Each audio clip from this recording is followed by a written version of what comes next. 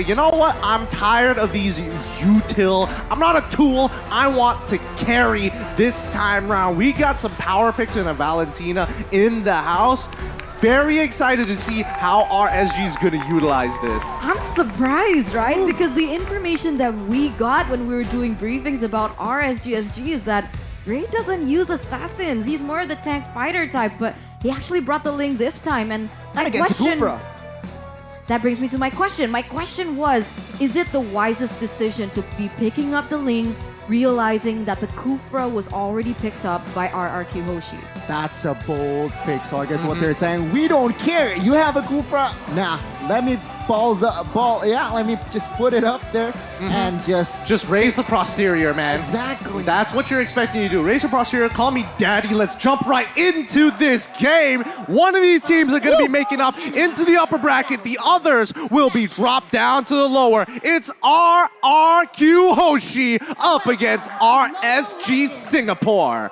Already so much tension, even in the audience, anticipating this next matchup. It's going to be do or die right now. As you can see here, Bray is going to be starting on the red buff first. A different pathing here, but they might clash both sides. So we'll see here. Again, spell check, item check, well, emblem check. Nothing too out of the ordinary. Out of the ordinary, yeah. Yep. I think in this particular situation, even Diablo understands that he wants to get as many trades as possible. So taking the Avarice in the laning phase against the Lapu Lapu is great. And forcing R7 to flicker, even better. Ooh, wow, that's huge right now. R7 already caught quite low here. Diablo seems to be very dominating that lane on the glue. But here we go. We saw that Bray on the lane. He decided with the Assassin emblem. So expect a lot of showdowns happening as he's going to go in very aggressive in that playstyle. Yep, and here we go. I mean, when we looked at the keys to victories the last time, RRQ needed to look for those hard initiators, and I mean, that's what we see with Vin on this Kufra. Let's see if they can control the tempo as much as they want, because RSG, even though they don't necessarily need to fight, they can go for split pushes if they want to. They have a very mobile comp with Bray and Lolzy already on two of the most mobile heroes in the game. Yeah, they need to somehow extract the split push potential from this Ling, indeed. But I do want to note this, RSG, they can step up the gas. Remember, they have Cho, they have Ling. I expect more aggression from the side of RSG. Realize that RRQ, I mean, Yves needs to wait level 4, Kufra needs to level 4, but all I hear is silent from the right side. I mean, to be fair, RSG, they still do need to wait for level 4 as well, right? Because Lolzy is not going to be able to have that pick-off potential yet, but on the bottom side. Blade that's petrified, forced to flicker away. Bravest Fighter bounce. R7 is a monster. Diablo, though, mounting on R7. Not enough damage. He realizes that, and he backs away as RRQ has the space to control and secure the first neutral objective by Secret Lab. It was really interesting because RSG understood that they were looking for a potential pick here down on the bottom side. Yes, it did fail, and that's due to just Clay being an absolute beast with his flicker. Times it perfectly to get out in the right time, and R7 also being able to peel for him. But RSG never had any intention of actually touching the turtle, which begs the question, right? Where is RSG actually playing for? And I think they're going to be playing for Baby Cakes, hoping that he evolves to Daddy Cakes sometime soon.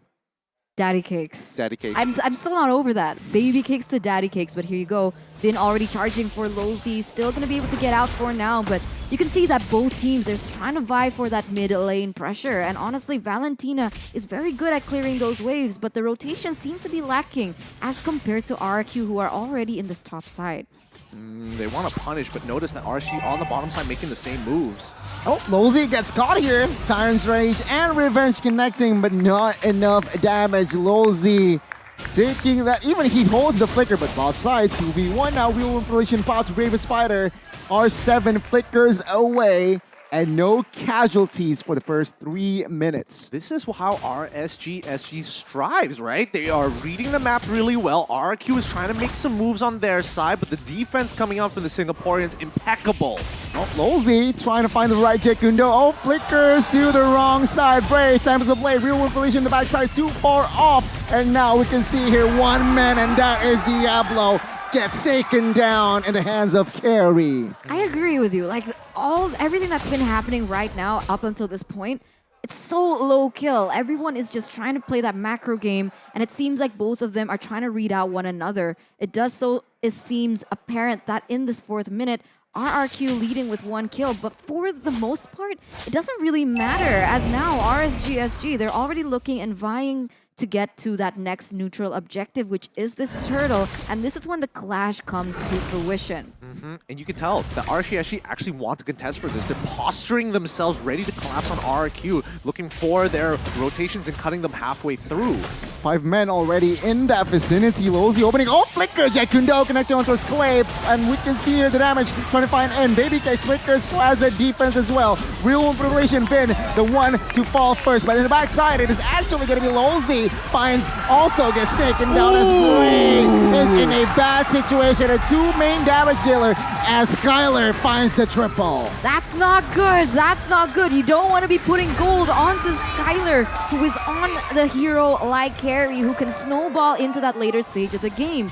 For the moment, RRQ Hoshi, they had the better trade. 3 members taken down, they got the objective as well, and now they're gonna go for a turret in this top side, and we gotta check out exactly what happened, because here is the instant replay by TikTok. Yeah, and like, keep your eyes on Albert right now. Yes, it was a very good move right at the very beginning, but then Albert caught and immediately taunted the lane, causing the double kill to occur. They are still peeling heavily for Skylar and to get kills, but the utility of his ult that he brings to the table is just far more valuable. So let's quickly look at the items, and yeah, we don't see a defensive build coming out from Clay. Immediately, Ice Queen's Wand. Right now, we can see the disparity of gold in the gold laners as well. 4,900 with an example of 3,900. So right now, Carry is how many items above the Beatrix? To be fair, Beatrix is trying to build a more expensive item, and yes, Corrosive Scythe is a little bit cheaper.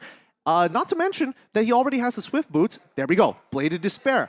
I would have wished that Baby Cakes was able to finish one item rather than try to greed out to get the second one's components ready, up and ready. But hey, that's just me. Oh, Lozy, questionable target there. Still able to back off RRQ. Good setup though. As take a look at Skylar. You have 6 minutes in, 4 kills already. But I haven't seen Vin really get his ultimate on the right person just yet. I feel like every time they go for an engage, he hasn't been able to maximize the potential that he actually has. I think he understands that he doesn't have to, right? Because if he engages and fails, that puts his team at a bigger risk of giving free gold over to RSG, and that's not what they want. They want to slowly build up the lead. They have a 2.6, and now it's just small cuts upon small cuts. Oh, where Dragon then gets taken down. Take a look, Lozy there, taking a lot of heat as Clay finds the kill. And now Roy's in trouble. Skylar finding the kill as well, but Brave finds compensation, takes one down. And now Diablo using the split against Skylar. He mounts him. Can he make something? Baby Cakes shut down. And there you go. Baby Cakes, though, will be traded back by R7. It's scrappy. It's everything. And this is RRQ. Okay, honestly, I have to say, R7 should live this, but I have to say, Baby Cakes cannot be missing those shots on a stunned target, man. He was predicting the movement. He should have just shot as soon as the stun connected. Seeing now the turtle here, RSG, trying to grab space. Oh, Vin gets caught. We'll see. That Bray patiently waiting for the execution as now Diablo in the backside. But take a look at the backside here. R7 gets caught. Skylar though finds Diablo, traded back, and now it's going to be an all-out war. Lozy down, and we can see Albert claiming the neutral objective, but Bray will find Skylar in the process. 3-4-2, but RSG lost the turtle. Yeah, they lost the turtle. It's really unfortunate. Albert, as of right now, is still at the exact same level as Ray, so it should have been a very clean 50-50. Let's see how much more punishment they can actually put. They don't actually get the mid-tier 1. That's unfortunate. Wait, now actually Baby Cakes is going to whittle it down. So regardless, even though there is going to be more gold and EXP on the side of RRQ4 now, RSG's punishment after the turtle is going to be a big swing. That 2K lead now absolutely gone. Yeah, ping pong match all across the board here between RRQ as well as RSG, as even though Bray is on that emblem, he is still going to be able to get a neutral objective take as well as a tower in that top side. So slowly but surely, they are advancing according to their keys to victory, where it's said that they were supposed to focus more on these objectives, and that's exactly what they're doing. I like it. It's a balanced game here. RRQ, we're in the lead. We're 2,000 ahead. RSG, though, with the earlier trade, managed to equalize. Now, conceal play. Will they find someone? Oh, they could know. And there you go. Albert is the target. We'll see, though. Reinforcements comes. This is the right question. Albert gets taken down, though. Will there be any trades? And take a look at R7 in the backside. We can have it. Clay goes down. And R7 with the bravest rider will not be able to find anyone else as RSG gets traded back 2 for 2. It's funny because it seems like RSG is playing into what RRQ want, which is team fight, as they are losing members on the board. But look at Bray right now. He wasn't involved in that team fight. He was more focused on splitting the map. He was more focused on getting those towers to the top side. And he's getting way more value in the fact that they have way more map pressure than RRQ.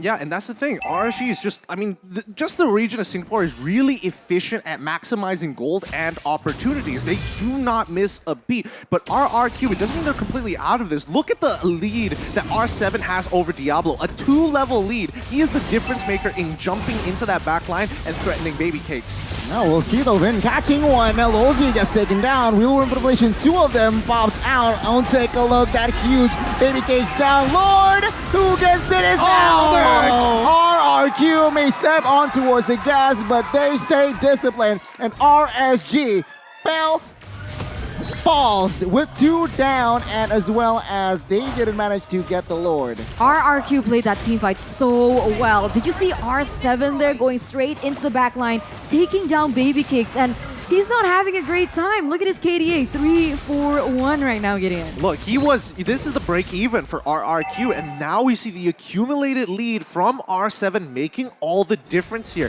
They want, again, the keys to victory. You want him to carry? Just give him a carry type hero, and eventually he's gonna do it. A 3-level lead against Diablo so far, and Baby Cakes doesn't have enough gold to purchase a Winds of Nature to keep himself alive. Okay, and we're gonna see here right now, the Lord is going to be marching in that top side. For now, when you have a Link, you're already looking to kind of open up the map a little bit more, trying to slow down these waves, and that's Bray, all by himself taking care of one lane. He needs the rest of his team to focus up, hunker down, and clear this wave as quickly as possible. I mean, this is the first Lord, so it's still manageable, and RRQ will definitely capitalize though. Tier 2s in the mid side and as well as top has been taken down, but Bray, again, extracting dealing prowess, splitting push, split pushing, and yeah, finding the tier 2 outside. He's also taking away all RQ's jungle, so he's farming up a storm at the moment, and look at the damage onto Clay! Oh my god, Bray trying to play the sneaky Link, and there you go. He does not succeed as RRQ. They were ready for that. Yeah, they were already waiting by the river brush, and that was really nicely done. And Clay, he didn't have his flicker at the time. He could have absolutely died there, and if and only if we saw Bray react with his Blade Tempest, I think he might have secured the kill and gotten out of there, but it's really tough to say because right now RSG, even for Lulzy, is having a tough time to open up the map for the rest of his team. Looking at the players' goal, we see that Bray is second to Skylar at the moment, and Baby Capes kind of falling a little too far behind. Is there any other winning condition that RSG SG can rely on other than Baby Cakes up until this point? It's a bit tough. I would say that Roy is in a really good position. I mean, he's dishing out a lot of damage. The main issue is that he has to get in pretty close to the fight to steal an ultimate. I mean, and still, if they're planning for a fight, he has to steal the ultimate way before the fight even begins, rather in the middle of it. Okay, conceal. Oh my god, Jack Kundo connects, but no follow-up damage. Oh, then catches 3, and Albert takes 1, and we can see now the collapse that RRQ. It was actually Lozi who set it up, but he gets punished right before the Lord. Man, and all the while, Bray's just chilling in this bottom side. RRQ, are they aware of this, or are they going to go straight for the Lord? this could still be a little tough here. Bray is level 15 to Owler's level 15. They are moving around trying to open up the map to make sure they know exactly where Ling could possibly be. He didn't show up bottom side, so here we go. A possible steal? No, is RSG gonna attempt it? Bray. Nah, too late, way too late. Bray unable to do anything, and he doesn't even have his purple buff, so it's just not worth it. Yeah, a little bit too late to the party, and even Diablo stole the purple buff by accident. It was the little slime he left on the ground that exploded. That's just so unfortunate at a time like now where, especially when Bray needed it the most, that purple buff, hopefully that didn't cost him the game. I mean, it makes all the difference, right? Especially for Ling. But right now, RRQ with a 4,000 gold lead, and they have a Lord on the way. It's looking quite scary because RRQ Hoshi, they have the better high ground in my opinion. Only advantage perhaps that RRQ, they are on cooldown. Spell-wise here, no flickers, so nothing too crazy, nothing too aggressive. Perhaps RSG, they might have the information. Maybe. There's a good chance, but here we go. Inhibitors should start to fall. Let's see how RSG responds to this on all sides, getting shoved in. Wow, base turret mid side and top side has been taken down. RRQ, they are taking this slowly here. They want the bot side base turret first as RSG is still on the defense here. They are looking, they are waiting for the right moment perhaps. Looking for the right opening. Then charges, does not connect here. As you can see here, still both teams just dancing around for offense and defense. Still playing very disciplined though by RRQ standards, right? Usually they would want to go in for that invade straight on to the base, but no, they have actually opted to be more careful in that decision making. They tried to go in for that bottom side, but RSG SG, they defended that pretty well. Yeah, and they still managed to hold on to at least one of their inhibitor turrets for now. But here's the problem, right? This was RRQ's big moment to try and crack in and force a fight onto RSG SG. Bray geniusly slowing down the bottom side of the waves and then putting it in a situation where the waves aren't stacked properly, only mid as well as top side collapsing, but not even at the same time. Then catches Diablo. Is this the right target? Split is there, but take a look at the damage that Skylar gives. It's too much. He gets taken down, and RRQ, a 5v4 situation, and Albert, he's just silent. I mean, Skylar, 9-3 KDA up until this point. He also has the Athena shield, so just in case he has to go a little too close to someone like Roy, who's already dealing a lot of damage, he's respecting that. He's trying to increase his abilities to sustain in these team fights. It's tough. It's tough. Again, RSG is really relying on Lolzy. And yes, Lolzy is trying to make these plays. He's dying for them. But right now, I'm looking at Roy, and I need him to make a heroic play somewhere. He needs to back Lolzy up. He needs to be an active threat on the map. He's 0-1 and 8 so far, and 8 of those assists was with his team. But right now, he needs to do more. He needs to go that extra mile. Yeah, I get your point here as Bray. He's just chilling. He's just trying to do what he can do as a Ling behind.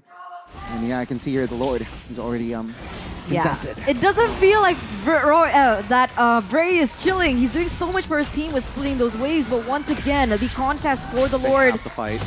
Oh my god, catches Suvin with that Tyrant's Rage. Mortal Pops everywhere. Baby Cake, the first one down. Not a good sign as 1, 2, 3, 4 bodies has already been collected, and Bray gets shut down. Double kill for Clay, and this is going to be the end for RSG. The Kings of Kings will be confirmed securing the upper brackets. RSG will not be able to do and fight, will have to fight from the lowers. Another crown for them to crush as RRQ Hoshi win this with a very dominant performance. At some point, it could have been RSG SG, but the way that RRQ played, they left nothing up to chance. They made little to no mistakes for RSG to capitalize.